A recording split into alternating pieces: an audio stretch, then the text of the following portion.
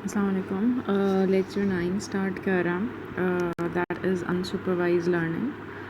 अभी तक हम लोगों ने जो एल्गोरिथम्स देखे थे मशीन लर्निंग के, they were of supervise learning. Unsupervise learning में बेसिक डिफरेंस ये होता है कि हमारे पास जितने भी वेरिएबल्स होते हैं या हमारे पास डेटा सेट में जितने फीचर्स होते हैं, हम उन सबको एज एन इनपुट ट्रीट करते हैं। हमारे पास कोई आउटपुट वेरिएबल नहीं होता। तो क्लस्टरिंग का बेसिकली आउटपुट ये होता है कि हमारे पास जो भी डेटा सेट होता है, हम उसको in the form of clusters हम उनको ब्रेक डाउन कर देते हैं। वो किस तरह करते हैं हम आगे अभी देखेंगे। इसकी एग्जांपल इस तरह से ले लेते हैं। अच्छा, क्लस्टर एनालिसिस हम कर सकते हैं उन क्लस्टर्स के ऊपर। जो क्लस्टर्स हम बनाते हैं उनमें हम ये देखते हैं कि इंट्रा क्लस्टर डिस्टेंस जो होता है वो मिनिमाइज़ होना चाहिए। दैट मीन्स कि हमारे पास जो विद इन क्लस्टर जो डिस्टेंसेस हैं बिटवीन द डेटा इंस्टेंसेस वो कम से कम हो, और आउटसाइड क्लस्टर्स यानी बिटवीन क्लस्टर्स जो डिस्टेंस होता है उसे हम कहते हैं इंटर क्लस्टर डिस्टेंस, वो हमारा मैक्सिमम होना चाहिए। ठीक है, तो these are the two terms, inter cluster and intra cluster. Intra cluster means के विद इन क्लस्टर, और inter cluster means between two clusters. तो हम क्लस्टरिंग जब करते हैं डेटा सेट की, तो हम इस तरह से करते हैं कि जो हमारे इंस्टेंसेस होते हैं उन सब के दरमियान में अगर दो डिफरेंट क्लस्टर्स हैं तो उनके दरमियान में डिस्टेंस जो होगा वो ज़्यादा से ज़्यादा होगा, और जो इंस्टेंसेस एक ही क्लस्टर के अंदर हैं उनमें डिस्टेंस जो होगा वो मिनिमम होगा, कम से कम होगा। ठीक है, तो हम ग्रुपिंग कर रहे होंगे अपने डेटा सेट की, या ग्रुपिंग करोगे या सेगमेंट कर रहे होंगे उसे in the form of clusters. Cluster होता क्या है? Cluster is a collection of data objects जो कि एक ही जैसे होते हैं, एक ही तरह के होते हैं। जो डिसिमिलर ऑब्जेक्ट्स होते हैं वो उनको हम एक अलग क्लस्टर में डाल देते हैं। इसकी एग्जांपल हम इस तरह से ले लेते हैं कि जैसे अगर सपोज़ अभी करोना वायरस स्प्रेड हुआ है, तो कौन से ऐसे फीचर्स हैं या कौन से ऐसे वेरिएबल्स हैं जिनको देखकर हम ये बता सकते हैं या हम ये क्लस्टर कर सकते हैं कि कौन लोग जो हैं वो रिस्क पर हैं, या कौन से ऐसे लोग हैं जिनको ज़्यादा रिस्क है। सपोज़ अगर मैं लोकेशन वाइज क्लस्टर कर दूँ तो मैं कह सकती हूँ कि सपोज़ अभी गवर्नमेंट ने गुलशन का एरिया सील कर दिया, तो गुलशन के एरिया में जो लोग रह रहे हैं तो लोकेशन वाइज हम उनको क्लस्टर कर सकते हैं कि यहाँ पर जो है वो रिस्क ज़्यादा है। ठीक है, या हम एज वाइज क्लस्टर कर सकते हैं। हम ये कह सकते हैं कि ज़्यादातर जो है वो इस एज के लोग हैं जो लाया करते हैं, जो ज़्यादा रिस्क एरिया में लाया करते हैं, जिनको करोना वायरस हो सकता है। ठीक है, या हम जेंडर वाइज क्लस्टर कर सकते हैं। अभी मैंने एक सर्वे देखा था कि उसमें लिखा था कि मेल्स जो होते हैं वो ज़्यादा अफेक्टेड हैं, उनकी डेथ रेट जो है वो ज़्यादा है करोना वायरस से एज़ कम्पेयर टू फीमेल्स। तो हम यूजिंग द डेटा सेट जो हमारे पास ऑलरेडी मौजूद है, जिसमें हमें पता चल रहा है कि हाँ इतने लोग मर रहे हैं इस इलाके में, या इतने जो है वो डेथ्स हो रही हैं, तो हम उसको यूज़ कर सकते हैं फॉर एनालिसिस। इस तरह का जो एनालिसिस होता है जिसमें हम कोई आउटपुट प्रेडिक्ट नहीं कर रहे होते हैं, हम ये नहीं कह रहे कि फ़लाँ मतलब सपोज़ एक मेरे पास एक नया कोई पेशेंट आता है और मैं उसे ये बता सकूं कि वो मतलब वो डेथ होगी या नहीं होगी। हम ये चीज़ नहीं कर रहे हैं प्रेडिक्ट, हम ये कह रहे हैं कि कितने ऐसे लोग हैं या कितने ऐसे एरियाज़ हैं जिनको हम एक ही क्लस्टर में डाल सकते हैं, यानी कि उस क्लस्टर में जहाँ पर वो पोटेंशियल रिस्क है करोना वायरस का। ठीक है, तो कोई आउटपुट एज सच कोई आउटपुट का वेरिएबल नहीं होगा, कोई आउटपुट की फील्ड नहीं होगी, लेकिन हम जितने हमारे पास डेटा सेट होगा हम उसको डिवाइड कर होंगे इनटू डिफरेंट सेगमेंट्स या इनटू डिफरेंट ग्रुप्स, और हम उन ग्रुप्स को कहते हैं कि वो क्लस्टर्स हैं। ठीक है, अब वो ग्रुपिंग किस तरह से हो रही होती है, हम सिमिलैरिटीज़ फाइंड कर रहे होते हैं कि कौन से ऐसे इंस्टेंसेस ऑफ डेटा हैं जो ज़्यादा सिमिलर हैं, और कौन से ऐसे इंस्टेंसेस ऑफ डेटा जो कि सिमिलर नहीं हैं। जो सिमिलर नहीं है हम उनको अलग क्लस्टर में डाल देंगे, और जो एक जैसे डेटा सेट हैं या एक जैसी रोज़ हैं डेटा की, हम उनको एक ही क्लस्टर में डाल देते हैं। ठीक है, इस चीज़ को हम कहते हैं अनसुपरवाइज लर्निंग, क्योंकि यहाँ पर हमारे पास कोई आउटपुट वेरिएबल प्रेडिक्ट नहीं हो रहा होता। ठीक है, हम बस सिंपल ग्रुपिंग कर रहे होते हैं। अब ये कहाँ पर यूज़ हो सकता है? ज़्यादातर एनालिसिस में यूज़ होता है। जैसे अगर मैं कहूँ कि गूगल में अगर हम कोई चीज़ सर्च करते हैं, कोई आर्टिकल सर्च करते हैं, तो वो मुझे रिज़ल्ट बता देता है कि इतने आर्टिकल्स उसने फ़ाइंड कर दिए, या इतने उसने पेजेस जो हैं वो मुझे फ़ाइंड करके बता दिए इन दिस मच सेकेंड्स। उसने ये जो पेजेस हैं या आर्टिकल्स हैं उसने हाथ से नहीं पिक आउट कर रहा था, उसने किस तरह से कर रहा था कि वो सिमिलर पेजेस को देख रहा था, सिमिलैरिटीज़ फाइंड कर रहा था बिटवीन आर्टिकल। अब वो सिमिलैरिटीज़ किस तरह फाइंड कर रहा होता है, उसमें क्लस्टरिंग की टेक्निक्स होती हैं, वो हम देखेंगे किस तरह। इसी तरह नेटफ्लिक्स की अगर एग्जांपल लें, सपोज़ नेटफ्लिक्स अगर अपने कस्टमर्स को, this is the best example of clustering. जो लोग कहते हैं कि अनसुपरवाइज लर्निंग की कोई एप्लीकेशन नहीं है, तो अगर कोई नेटफ्लिक्स का कोई यूज़र है या कस्टमर है, वो नेटफ्लिक्स में उसको रिकमेंडेड वीडियोस वो रिकमेंड कर रहा होता है, तो वो रिकमेंडेशंस किस तरह हो रही होती हैं, वो ये नहीं देख रहा होता कि उसके पड़ोस में जो नेटफ्लिक्स यूज़र है वो क्या देख रहा है, क्योंकि दोनों के टेस्ट डिफरेंट हो सकते हैं। लेकिन वो ये देख रहा होता है कि सिमिलर टेस्ट के जो लोग हैं, यानी कि ऐसे लोग जो वही चीज़ देखते हैं जो ये हमारा कस्टमर देख रहा है, वो लोग कौन सी वीडियोस देख रहे हैं, यानी कि ऐसे लोग जो सिमिलर टेस्ट रखते हैं वो कौन सी वीडियोस देख रहे हैं, वो उनको वही वीडियोस रिकमेंड करेगा, बजाय इसके कि वो वाली वीडियोस रिकमेंड करे जो उसके नेबरहुड में देखी जा रही है। ठीक है, तो या लोकेशन वाइज अगर वो उस लोकेशन में अगर मैं सपोज़ कहूँ कि कराची में जो लोग ज़्यादातर देख रहे हैं, सपोज़ कोई ड्रामा है, तो वो सबको वो ड्रामा रिकमेंड नहीं करेगा, लेकिन वो हर कस्टमर को वो चीज़ रिकमेंड करेगा जो उसके टेस्ट रखने वाले लोग देखते हैं। ठीक है, अब सपोज़ अगर मैं वो ड्रामा नहीं देखती हूँ, तो इसका मतलब ये नहीं है कि वो तब भी मुझे वो ड्रामा रिकमेंड करेगा। वो यूट्यूब पे भी अगर हम देखें रिकमेंडेशन सिस्टम्स होते हैं, तो वहाँ पर भी वो किस तरह रिकमेंड कर रहा होता है वीडियोस, वो ये देख रहा होता है कि मैं अब पिछली कौन सी वीडियोस देख चुकी हूँ और उस वीडियो से सिमिलर कौन सी वीडियोस हैं। सही है, अगर सपोज़ मैं कहती हूँ कि मेरे घर में कोई बच्चा है, तो वो बार बार कोई कार्टून देख रहा है, तो वो मुझे रिकमेंड कर रहा होगा कार्टून वाली वीडियोस या पोएम्स या इस तरह की जो वीडियोस होती हैं। अगर मैं सपोज़ कोई पर्टिकुलर चैनल देख रही हूँ, तो हाँ, वो अगर सब्सक्राइब करा हुआ तो ऑब्वियसली वो शो कर रहा होता है, लेकिन अगर सब्सक्राइब नहीं भी किया हुआ तो वो मुझे उससे रिलेटेड वीडियोस दिखा रहा होगा। ठीक है, जो हो सकता है किसी और चैनल की हों या किसी और कोई और मैंने चैनल सब्सक्राइब किया है वहाँ की वीडियोस हों। ठीक है, तो this is how the things work, कि वहाँ पर वो क्लस्टर कर रहा होता है, वो सिमिलैरिटीज़ फाइंड कर रहा होता है बिटवीन डेटा ऑब्जेक्ट्स। ठीक है, अब ये सिमिलैरिटीज़ इसी तरह मार्केटिंग में ये चीज़ हेल्प आउट कर सकती है कि सिमिलर बिहेवियर कौन सा होता है, मतलब बिटवीन कस्टमर्स। अगर मैं सपोज़ एक ही जैसी चीज़ें ख़रीदती हूँ, इम्तियाज़ जाती हूँ, तो अगर मैं एक चीज़ ख़रीदती हूँ, तो उसको वो पैटर्न फाइंड आउट कर सकता है कि इसके साथ ये वाली चीज़ भी लेती है, तो वो मुझे वही चीज़ रिकमेंड करेगा, मार्केटिंग में मुझे वही चीज़ शो करेगा। सपोज़ अगर हम किसी पेज पर कोई चीज़ सर्च करते हैं, तो वो उसी प्रोडक्ट जैसी किसी और पेज की चीज़ मुझे शो कर रहा होता है, या मुझे एड्स शो कर रहा होता है। ये चीज़ हम लोगों ने देखी है बहुत ज़्यादा, किसी भी सोशल मीडिया प्लेटफॉर्म पे वो मुझे एड्स वही शो कर रहा होता है जो मैंने सर्च करा होता है, उससे सिमिलर एड्स शो कर रहा होता है। वो सिमिलैरिटीज़ किस तरह फाइंड आउट करता है, वो हम आगे देखेंगे, क्लस्टरिंग किस तरह बनते हैं। ठीक है, इसी तरह लैंड यूज़ में, सिटी प्लानिंग में, क्राइम्स कहाँ हो रहे हैं, नहीं हो रहे, अर्थक्वेक आ रहे हैं, नहीं आ रहे, क्लस्टर्स बना दिया हमने, सिमिलर डेटा के ऊपर हमने क्लस्टरिंग कर दिया कि ये वाली जो सिम्टम्स हैं ना, ये सिमिलर हैं, दैट मीन्स कि ये वाले एरियाज़ जो हैं वो ज़्यादा अर्थक्वेक हिट होंगे, लेकिन जहाँ पर नहीं होंगे तो उनमें भी कुछ सिमिलैरिटीज़ होंगी। ठीक है, तो this is how we do the clustering. यहाँ पर अब क्लस्टरिंग का जो वर्ड होता है ना, दिस इज़ एम्बिगुअस। अगर सपोज़ मेरे पास ये डेटा सेट है, इसे देखने के बाद हम क्या कह सकते हैं, अगर मैं सपोज़ किसी से पूछती हूँ कि यहाँ पर कितने क्लस्टर्स हैं, तो कोई ये कह सकता है कि यहाँ 2 क्लस्टर्स हैं, और वो अपने हो सकता है अपने तरीके से उसे जो देखने में नज़र आ रहा है कि वो बिल्कुल ठीक कह रहा है कि यहाँ पर वाकई 2 क्लस्टर्स हैं। बिटवीन क्लस्टर्स जो है वो डिस्टेंस जो है वो हम यही कह रहे थे कि मैक्सिमम होगा, और विद इन क्लस्टर जो होगा वो डिस्टेंस मिनिमम होगा। तो यहाँ देखने में यही लग रहा है कि हो सकता है कि 2 क्लस्टर्स हो, लेकिन अगर मैं इसको ब्रेक डाउन करना चाहूँ इंटू 6 क्लस्टर्स, तो फिर भी बात ठीक है कि हाँ, ये एक क्लस्टर है, ये एक क्लस्टर है, ये एक क्लस्टर है, फिर ये है और ये है। सही है, तो ये 6 क्लस्टर्स भी बन सकता है। अगर मैं 2 क्लस्टर्स बनाना चाहूँ तो ये 2 क्लस्टर्स भी बन सकते हैं, और अगर मैं 4 क्लस्टर्स इसे बनाना चाहूँ तो वो इसको 4 क्लस्टर्स में भी ब्रेक डाउन कर सकता है। सही है, वो किस तरह से उसने 4 क्लस्टर्स कर रहे हैं कि वो बिटवीन क्लस्टर्स वही वाली बात के डिस्टेंस जो है वो मिनिमम है, और with in with in clusters जो है वो डिस्टेंस मिनिमम है और बिटवीन क्लस्टर्स जो है वो मैक्सिमम है।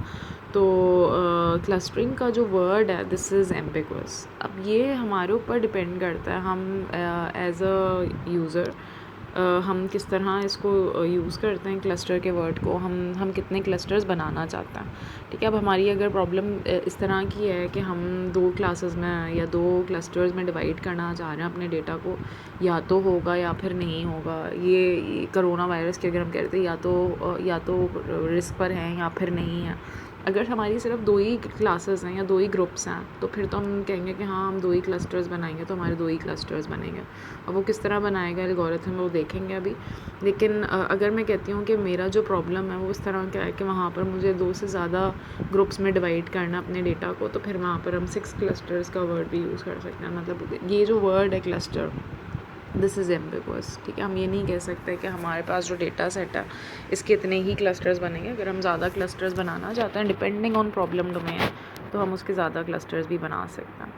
ठीक है, तो हाई इंट्रा क्लास सिमिलैरिटी होगी, यानी कि बिटवीन क्लस्टर सिमिलैरिटी जो होगी वो ज़्यादा से ज़्यादा वो कम से कम होगी, और that is inter class similarity is low, and intra class similarity यानी कि बिटवीन क्लस्टर्स जो सिमिलैरिटी होगी वो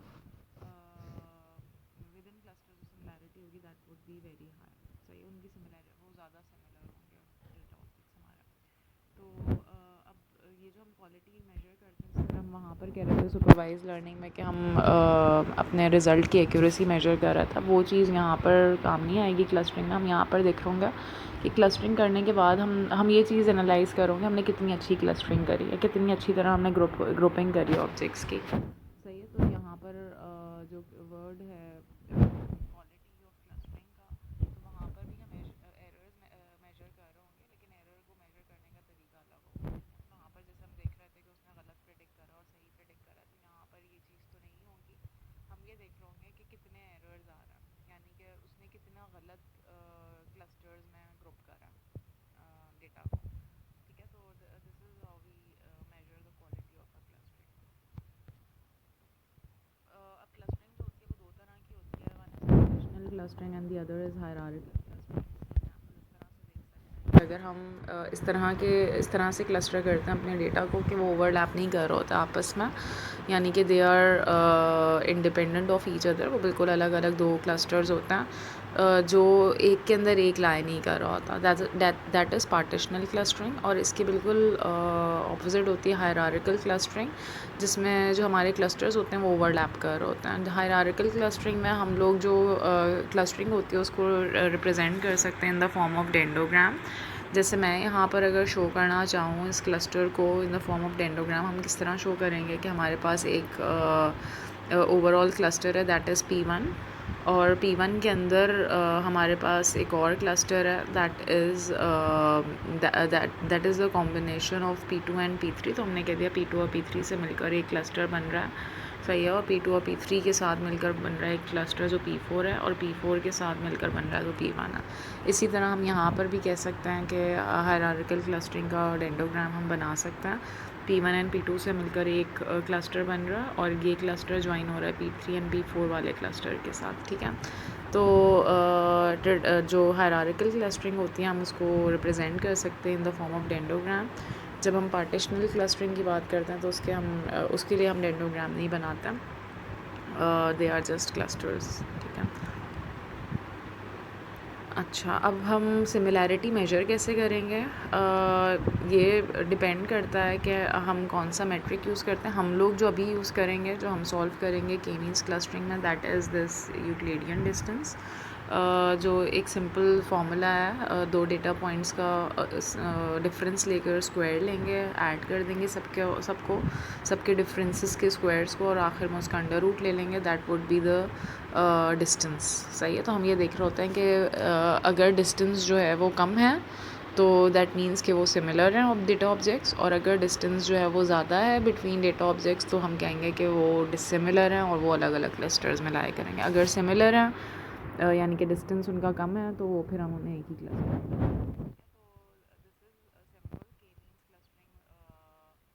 टेक्निक हम करते ये हैं कि हम इनिशियली कोई भी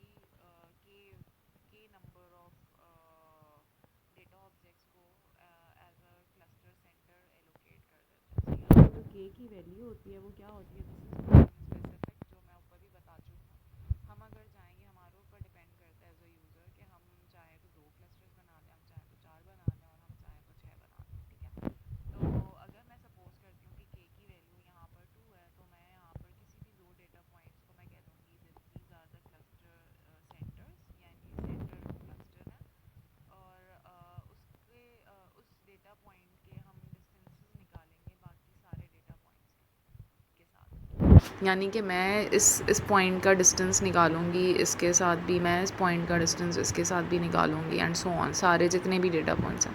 सिमिलरली मैं ये जो सेकंड डेटा पॉइंट है that is the another cluster centre, हम इसका भी डिस्टेंस निकालेंगे सब सारे डेटा पॉइंट्स के साथ। एट दी एंड हमें करना ये होगा, हम ये देखेंगे कि अगर डिस्टेंस सपोज़ इस पॉइंट का इसके साथ कम है एज़ कंपेयर टू इसके साथ, ठीक है, दोनों का कंपैरिजन करेंगे किसका डिस्टेंस कम है।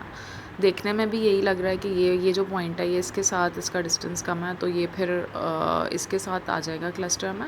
अगर इसके साथ कम होता है, सपोज़ अगर मैं कहती हूँ इस डेटा पॉइंट की हम बात कर रहे हैं, तो ये जो डेटा पॉइंट है इसका डिस्टेंस इस पॉइंट के साथ कम है, तो यहाँ पर ये एक ही क्लस्टर में आ जाएंगे, सही। तो जिसका डिस्टेंस, सारे डिस्टेंसेस निकालने के बाद हम ये देखेंगे कि कौन सा पॉइंट किस क्लस्टर में जाना चाहिए, वो उस क्लस्टर में जाएगा जिसके साथ उसका डिस्टेंस मिनिमम होगा, ठीक है।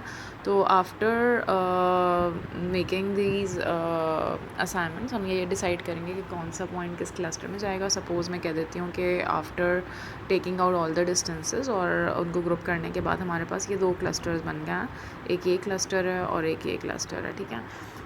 उसके बाद हम दोबारा से ये करेंगे कि हमारे पास सपोज़ इस क्लस्टर के अंदर 1 2 3 4 डेटा पॉइंट्स हैं, उन चारों डेटा पॉइंट्स का मिलाकर यानी कि उन सब का एवरेज ले लेंगे, और उनकी जो एवरेज वैल्यू होगी वो कुछ क्लस्टर का सेंटर होगी।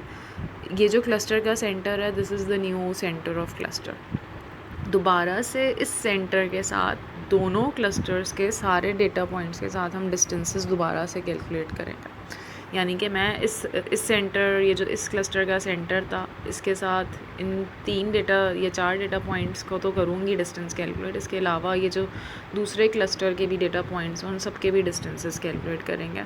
दोबारा से वो अपना आप को अपडेट करेगा, यानी कि ऐसा हो सकता है कि पहले जो डेटा पॉइंट्स इस क्लस्टर में थे वो अब शिफ्ट हो जाएं इस क्लस्टर के अंदर, या जो इस क्लस्टर में थे वो शिफ्ट हो जाएं इस क्लस्टर के अंदर। तो क्लस्टर्स जो हैं वो अपडेट होंगे, ये अपडेट होते रहेंगे और ये आइट्रेशंस हम करते रहेंगे। ये आइट्रेशंस कब तक होंगी, जब तक कि कोई डेटा पॉइंट किसी और क्लस्टर में नहीं मूव होता, सही है, यानी कि सब चीज़ें स्टेटिक हो जाती हैं कि जो डेटा पॉइंट जिस क्लस्टर में था वो उसी में ही रहता, और मैं आइट्रेशन करने के बाद मेरे क्लस्टर्स में कोई फ़र्क नहीं पड़ता है, कोई डिफरेंस नहीं आता, तो वहाँ पर हम क्लस्टरिंग को स्टॉप कर देंगे, ठीक है। इसकी एग्ज़ाम्पल देख लेते हैं। This is the example, suppose मेरे पास 2 इंस्टेंसेस ऑफ डेटा हैं, एक्स एंड वाई, यानी कि 2 वेरिएबल्स हैं इस डेटा के अंदर। टोटल नंबर ऑफ़ रोज़ जो हैं वो 6 हैं, 1 2 3, ये थोड़ा सा आगे होगा। तो इसका फिर हम क्या करेंगे, अब मैं सपोज़ कर लेती हूँ कि के की वैल्यू 2 है। अभी हम आगे देखेंगे के की वैल्यू हम किस तरह डिसाइड करते हैं, लेकिन हम अभी सपोज़ कर लेते हैं कि हमारे पास 2 क्लस्टर्स हैं, 1 and 2, cluster number 1 and cluster number 2। तो हमारे पास दोनों क्लस्टर्स के इनिशियली सेंटर पॉइंट्स होने चाहिए। अब वो सेंटर पॉइंट्स भी हम किस तरह लेते हैं वो हमारे ऊपर डिपेंड करता है, या तो हम रैंडम वैल्यूज़ ले लें और उससे इनिशियलाइज़ कर लें क्लस्टर्स को, लेकिन इससे क्लस्टरिंग की क्वालिटी पे फ़र्क पड़ेगा, ठीक है। हम आगे देखेंगे क्या फ़र्क पड़ता है from choosing a wrong centre of cluster, ठीक है। तो उसके बाद हम ये कर सकते हैं, या तो हम रैंडम पॉइंट्स ले लें, यानी कि डेटा सेट में से ही हम कुछ पॉइंट्स को कहते हैं these are the centre of clusters, सही है। तो मैं इस एग्जांपल में हम सपोज़ कर लेते हैं कि हमारे पास instance number 1 that is this, and instance number 3 जो आगे हुआ है, थोड़ा ये 2 में शो कर रहा है लेकिन बेसिकली 3 में है। तो ये जो 2 डेटा पॉइंट्स हैं ये हमारे इनिशियली हम अज्यूम कर लेते हैं ये क्लस्टर्स के सेंटर पॉइंट्स हैं, सही है। तो बाद में ये चीज़ें अपडेट होंगी, यानी कि क्लस्टर के सेंटर पॉइंट्स चेंज होंगे डिपेंडिंग कि क्लस्टर में कौन से डेटा पॉइंट्स अब आते हैं, लेकिन हम इनिशियली अज्यूम कर लेते हैं कि हमारे पास ये 2 जो डेटा पॉइंट्स हैं ये क्लस्टर के सेंटर्स हैं। इस डेटा पॉइंट का डिस्टेंस हम कैलकुलेट करेंगे इंस्टेंस नंबर 2 के साथ, 4 के साथ, 5 के साथ और 6 के साथ, ठीक है, जिस यहाँ पर हमने शो भी करा हुआ। सिमिलरली हम इस डेटा पॉइंट का डिस्टेंस कैलकुलेट करेंगे इंस्टेंस नंबर 2 के साथ, 4 के साथ, 5 के साथ और 6 के साथ, ठीक है। जब हम ये डिस्टेंसेस निकाल लेंगे, यानी कि दोनों क्लस्टर्स के सेंटर्स के साथ सारे डिस्टेंसेस हमने निकाल दिए, और निकालने के बाद हमारे पास सपोज़ ये वैल्यूज़ आ रही हैं, मैं अभी बताऊंगी कि वैल्यूज़ आएंगी कहाँ से। लेकिन अभी फ़िलहाल ये देख लो कि अगर सपोज़ मैं कहती हूँ दिस वाज क्लस्टर नंबर 1 जिसका सेंटर ये था, जब मैंने डिस्टेंसेस निकाला तो जिसका कम आ रहा है, मतलब मैं सपोज़ कर लेती हूँ कि ये सेंटर 1 था, ये सेंटर 2 था, यहाँ पर 3 और 3.16 में से छोटा कौन सा है, 3 है, तो हम कह देंगे क्लस्टर नंबर 1 में आ गया। 2.24 और 2 में से छोटा कौन सा है, 2 है, तो ये क्लस्टर नंबर 2 में आ गया। इसी तरह 2.24 और 1.41 में छोटा 1.41 है, तो ये भी क्लस्टर नंबर 2 में आ गया। 6.02 एंड 5.41 में छोटा 5.41 है, तो ये भी क्लस्टर 2 में आ गया। तो क्लस्टर 2 में हमारे पास कितने डेटा पॉइंट्स आ जाएंगे, इंस्टेंस नंबर 3 जो ऑलरेडी मौजूद था वो तो होगा, और उसके अलावा ये जो 3 डेटा पॉइंट्स हैं 4, 5 एंड 6, ये सब क्लस्टर नंबर 2 में होंगे। और क्लस्टर नंबर 1 में 2 डेटा पॉइंट्स होंगे, instance number 2 that is this 1 and 4.5, और इंस्टेंस नंबर 1 तो था ही, ठीक है। तो इस तरह हमारे ये क्लस्टर्स बन गए। दोबारा से हम क्लस्टर के सेंटर्स निकालेंगे करने के बाद, तो हम कह देते हैं कि हमने फ़र्स्ट आइट्रेशन जब कंप्लीट करी है तो हमारे पास क्लस्टर के सेंटर्स ये आ गए हैं। क्लस्टर के सेंटर्स किस तरह आएंगे वो भी हम देखते हैं, ठीक है। तो मैं अब इसकी सॉल्व करके इसको बताती हूँ किस तरह सॉल्व होगा।